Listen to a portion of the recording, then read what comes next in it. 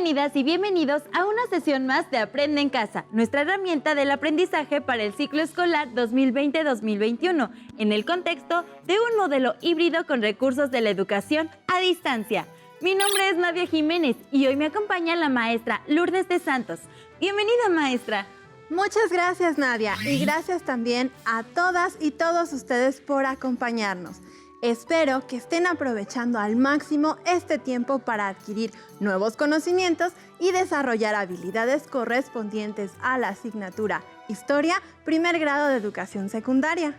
Recuerden mantener la sana distancia y lavarse constantemente las manos con agua y jabón durante al menos 20 segundos. Al salir de casa, no olviden colocar correctamente su cubrebocas y guardar la sana distancia, porque al cuidarnos a nosotros mismos, cuidamos a los demás. Cuéntenos, maestra, ¿qué vamos a aprender en esta semana? Es un tema que seguramente les va a interesar mucho a todos y cada uno de los jóvenes que nos siguen. Se trata de explorar la historia de los derechos humanos y la discriminación. Por ello, durante las próximas sesiones, nuestro aprendizaje esperado será: reconoce los movimientos a favor de los derechos de la mujer, la protección de la infancia, el respeto a la diversidad y otras causas que buscan hacer más justo el siglo XXI. ¡Qué interesante, maestra! Vamos a aprender muchas cosas sobre hechos pasados que se relacionan directamente con nuestro presente. Así es, Nadia, y para ello les lanzamos el siguiente reto de la semana. Pongan mucha atención, deberán elaborar un folleto para divulgar la importancia de los derechos de las mujeres, de la infancia y el respeto a la diversidad. Por lo tanto, el folleto estará dividido en 3 secciones que corresponden a cada uno de los temas que veremos durante la semana. La primera sección abordará la historia de los derechos de las mujeres, luego los de la infancia y finalmente el respeto a la diversidad.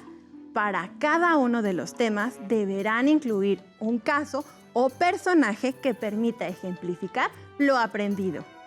El tema que estudiaremos el día de hoy lleva por título Los derechos de la mujer y el propósito consiste en reconocer los movimientos y el proceso histórico a favor de la mujer. Para el seguimiento del tema, les sugerimos elaborar un mapa cognitivo de escalones, como el que podemos ver en pantalla. Cada escalón nos servirá para agregar los datos o personajes que revisaremos en la sesión. Para iniciar, Nadia, ¿podrías recordarnos cuándo y cómo surgieron los derechos humanos? Por supuesto, maestra. Eso lo vimos en el bloque 1. Los derechos humanos surgieron en el siglo XVIII con la Ilustración y el liberalismo. Luego, con el triunfo de la Revolución Francesa, estos adquirieron su forma definitiva en la Declaración de los Derechos del Hombre y del Ciudadano, promulgada en 1789. Muy bien, Nadia. La libertad de expresión, de prensa, de religión y el derecho al voto, entre otros, fueron expresados en las leyes y constituciones del siglo XVIII y posteriores. Sin embargo, en ninguno de estos documentos se consideraba a las mujeres. Sí, recuerdo que para evidenciar la desigualdad con que eran tratadas las mujeres, las activistas francesas Olympe de Gouges escribió a finales del siglo XVIII la Declaración de los Derechos de la Mujer y la Ciudadana, documento del cual leímos algunos fragmentos en sesiones anteriores. Exactamente, Nadia. Sin embargo, Olympe no fue la única que escribió al respecto. Entre 1787 y 1792, la inglesa Mary Wollstonecraft escribió Reflexiones sobre la educación de las hijas y vindicación de los derechos de la mujer. Les propongo escuchar la siguiente lectura para conocer más sobre ella y sus escritos. ¿Me ayudas, Nadia?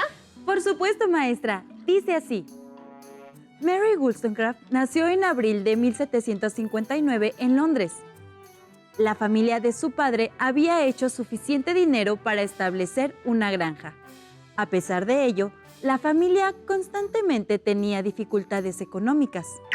Mary era la segunda hija de 7 hermanos y frecuentemente intervenía para proteger a su madre y hermanas de su padre, quien bebía constantemente y desquitaba su frustración y enojo con ellas.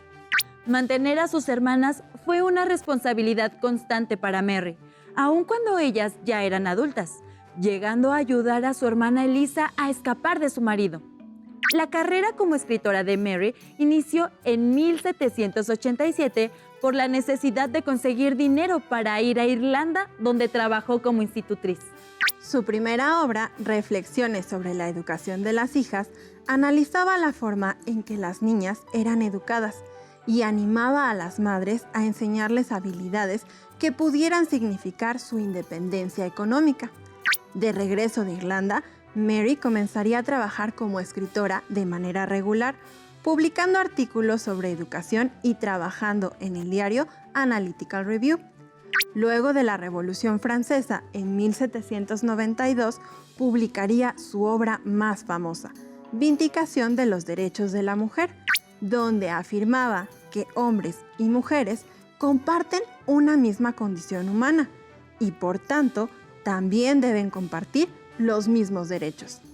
Mary también analizaba cómo los roles de la educación para las mujeres que proveía la sociedad hacían más daño que bien, pues con otra educación, las mujeres podrían ser médicas, dirigir una granja o una tienda y ser independientes, con el fruto de su trabajo, razón por la cual llama al cambio social y educativo para asegurar los derechos de la mujer. 5 años después de la publicación de esta obra, en 1797, Mary falleció a los 38 años, luego del nacimiento de su segunda hija, Mary Shelley, quien crecería para también convertirse en escritora. ¡Vaya! ¡Qué ideas tan interesantes las de esta mujer! Sobre todo si consideramos que en aquella época no era común que las mujeres pudieran expresar libremente sus pensamientos, pues era un mundo dominado totalmente por los hombres. Maestra, su hija Mary Shelley es la autora de Frankenstein, ¿cierto? Así es, Nadia. Frankenstein o el Prometeo moderno es la obra más famosa de Mary Shelley. Sin embargo, escribió muchas más obras en las que habló sobre la importancia de la participación de las mujeres en la sociedad, porque, en su opinión, sin ellas, esta no podía funcionar adecuadamente. Ya en el siglo XIX, algunas mujeres influidas por estas ideas organizaron la Convención de Seneca Falls. ¿Seneca Falls? Me suena a que eso sucedió en los Estados Unidos de América. Así es, sucedió en 1848 en Nueva York y fue considerada como la primer convención en favor de los derechos de la mujer. La idea de este evento había surgido 8 años antes, cuando Elizabeth Cady Stanton y Lucretia Mott intentaron asistir a la Convención Mundial Antiesclavista en Londres y les fue negada la entrada por el simple hecho de ser mujeres. A partir de entonces, Elizabeth y Lucrecia comenzaron a organizar y difundir por medio de la prensa una convocatoria para discutir la condición de los derechos sociales, civiles y religiosos de las mujeres. Aunque la convención era un llamado para las mujeres, también asistieron algunos hombres y el resultado fue la Declaración de Sentimientos y Resoluciones de Seneca Falls. ¿Qué fue lo que declararon las personas en Seneca Falls? El documento está redactado en una forma muy similar a la Declaración de Independencia de las 13 colonias. Leamos un fragmento para conocer más. La declaración señala: decidimos que todas aquellas leyes que sean conflictivas en alguna manera a la verdadera y sustancial felicidad son contrarias al precepto de la naturaleza y no tienen validez. Que todas las leyes que impidan que la mujer ocupe en la sociedad la posición que su conciencia le dicte o que la sitúen en una posición inferior a la del hombre son contrarias al gran precepto de la naturaleza y por lo tanto no tienen ni fuerza ni autoridad. Que la mujer es igual al hombre y por el bien de la raza humana exige que sea reconocida como tal. que es deber de las mujeres de este país asegurarse el sagrado derecho del voto. Es decir, que la declaración condena aquellas leyes que excluían o menospreciaban a las mujeres frente a los hombres. Además, exigía el derecho al voto, así como la igualdad de derechos entre mujeres y hombres. Entonces, en los Estados Unidos de América, ¿las mujeres no tenían igualdad de derechos ante la ley? Exacto. En la Constitución de los Estados Unidos de América no se mencionaba la palabra mujer. Además, había más de 100 leyes que discriminaban a las personas por su género. ¿Más de 100 leyes? ¡Qué sorprendente! Y entre esas leyes se encontraba una que prohibía que las mujeres votaran o fueran votadas, un derecho que durante el siglo XIX solo tenían las mujeres de Nueva Zelanda. Maestra, yo vi una película que hablaba sobre la lucha por el voto de las mujeres en Inglaterra. En la película se veía que las mujeres se organizaron y crearon ligas para exigir el derecho al voto, pero al ser ignoradas, sus protestas se radicalizaron. En Inglaterra, por ejemplo, la lucha por el voto de las mujeres estuvo liderada por Millicent Fawcett y Emmeline Pankhurst y sus hijas, quienes fundaron organizaciones que exigían al gobierno el derecho al voto, además de derechos concernientes a la patria potestad de los hijos, herencias y divorcios, y derechos laborales, todas situaciones en las cuales las mujeres estaban en desventaja frente a los hombres. Las mujeres de esta organización, fundada por Emmeline, conscientes de la necesidad de llamar la atención de la opinión pública, usaron tácticas poco comunes. Por ejemplo, Muriel Mathers lanzó miles de proclamas sufragistas sobre Londres desde un dirigible.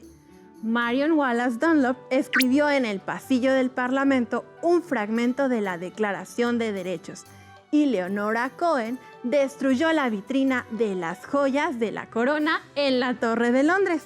Pero sin duda, la experiencia más dramática fue la de Emily Wilding Davidson, quien murió al intentar detener al caballo del rey Jorge V para colgarle una cinta sufragista durante el derby de Epsom en 1913.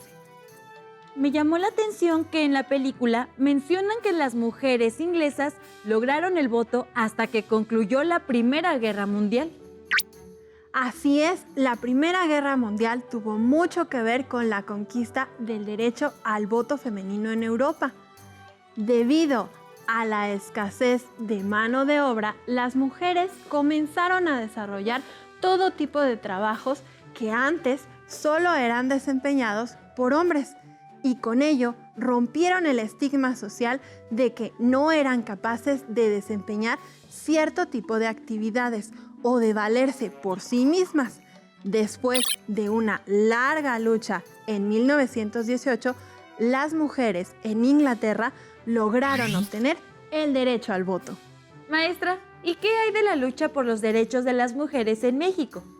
En nuestro país, desde finales del siglo XIX, las mujeres también formaron organizaciones para exigir sus derechos. ¿Qué les parece si conocemos la trayectoria de una de esas grandes mujeres? Su nombre es Elvia Carrillo Puerto. ¡Mire, maestra! ¿Qué tal, señoritas? Disculpen ustedes, pero ¿en dónde estoy? ¿Elvia? ¿Elvia Carrillo Puerto? Sí, así es. ¿Quiénes son ustedes? Mi nombre es Nadia Jiménez y ella es la maestra Lourdes de Santos.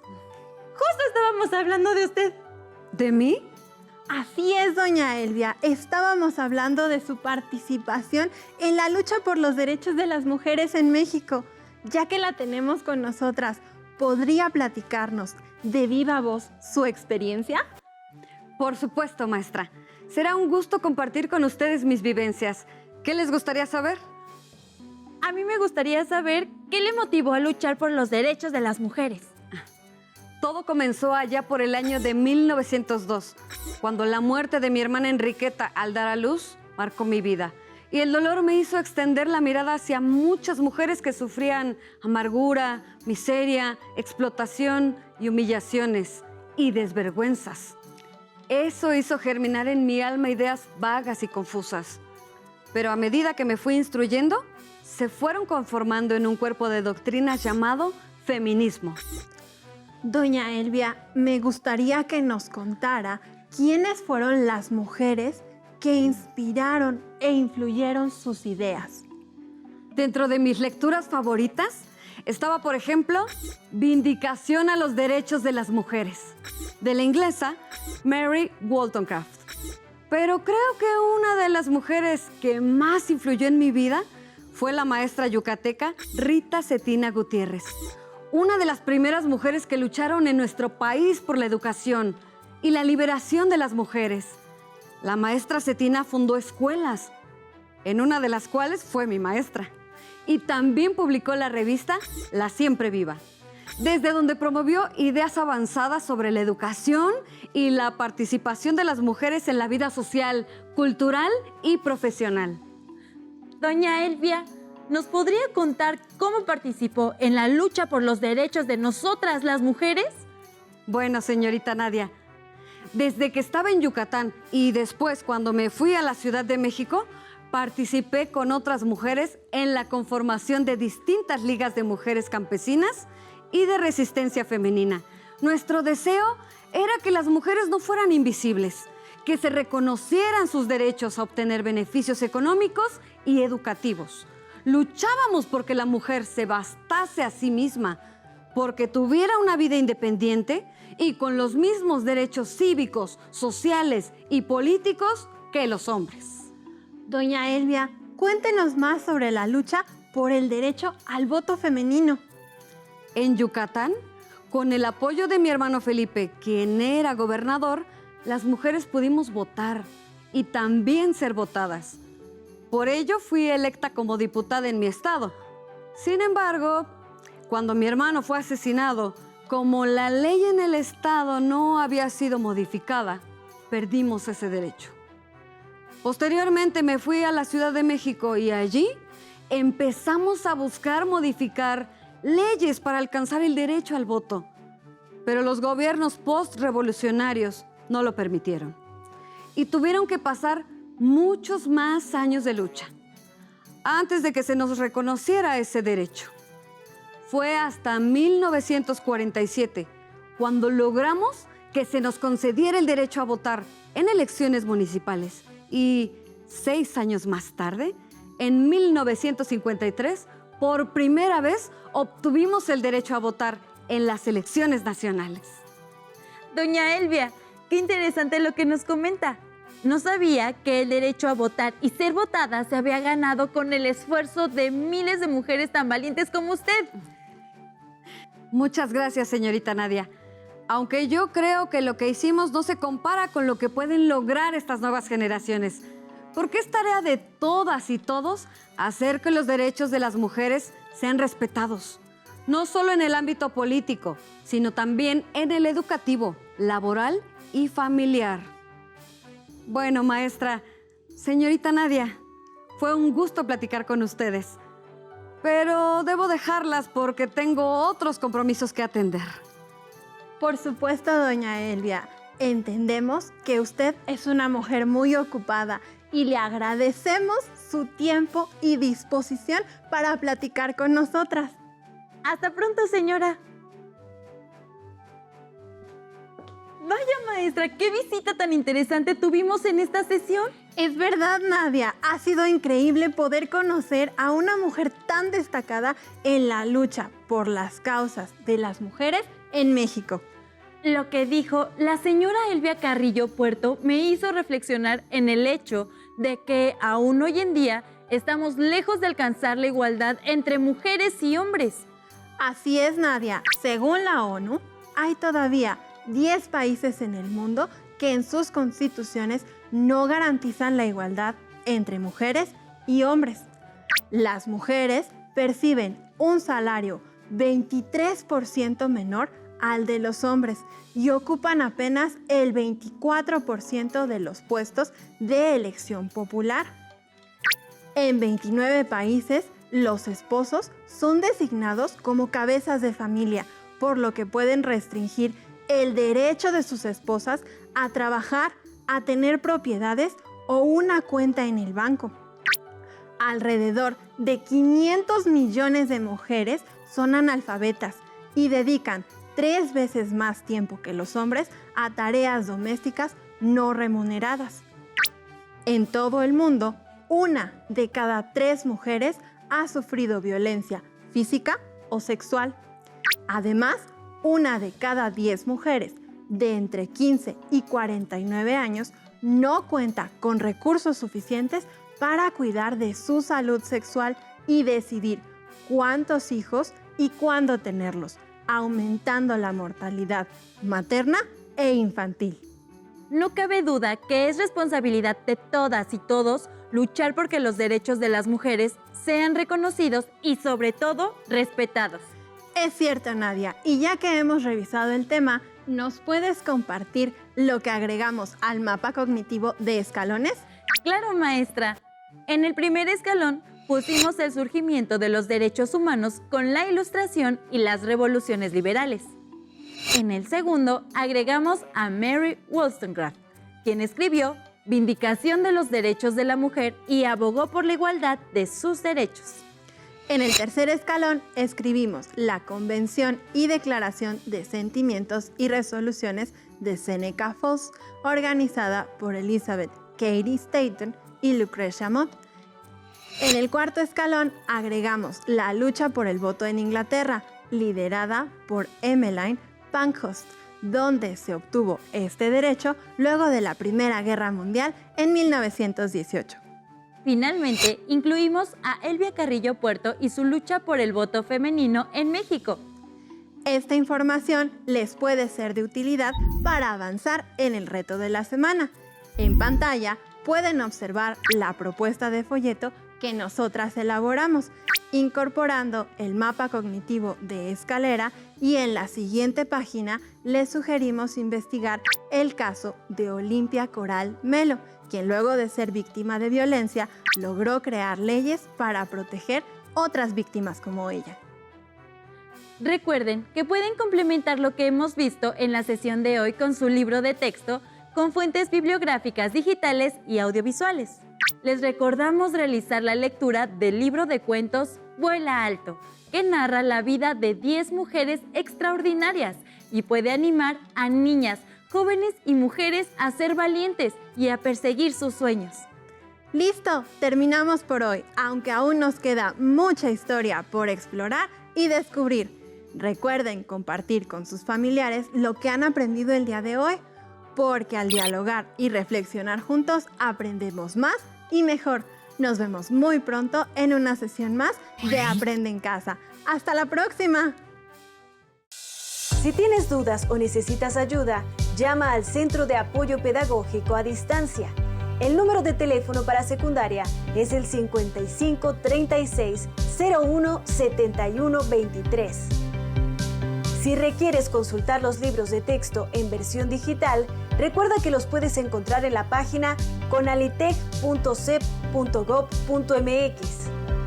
Y recuerda que también cuentas con el sitio aprendeencasa.cep.gov.mx, en donde podrás ver nuevamente los videos de los programas y además encontrarás actividades para fortalecer tus aprendizajes. También te invitamos a que consultes la plataforma nuevaescuelamexicana.cep.gov.mx.